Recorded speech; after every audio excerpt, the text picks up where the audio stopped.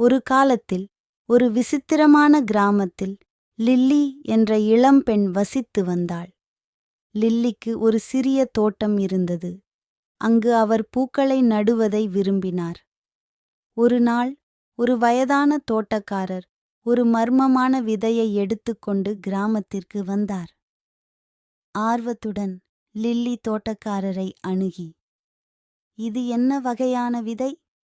தோட்டக்காரர் சிரித்துக்கொண்டே, "இது ஒரு மந்திர விதை. அன்புடனும் அக்கறையுடனும் நடவு செய்யுங்கள்.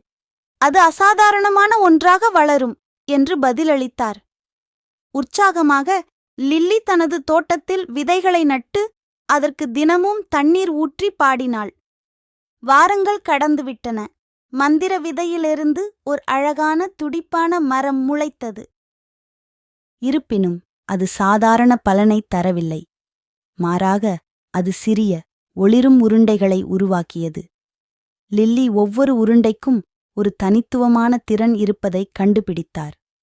கருணையின் உருண்டை, ஆர்வத்தின் உருண்டை, பச்சாதாபம் மற்றும் பல.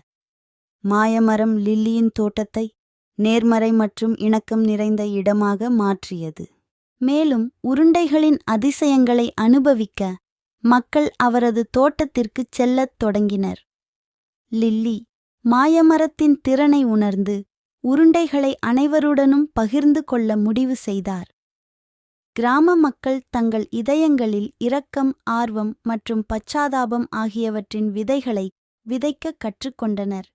அவர்கள் செய்ததைப் போலவே அவர்களின் வாழ்க்கை மிகவும் மகிழ்ச்சியாக மாறியது.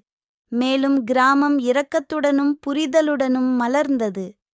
இறுதியில் லில்லியின் தோட்டம் நேர்மறை சக்தியின் அடையாளமாகவும் கருணையின் ஒரு செயலிலிருந்து வளரக்கூடிய மந்திரமாகவும் மாறியது.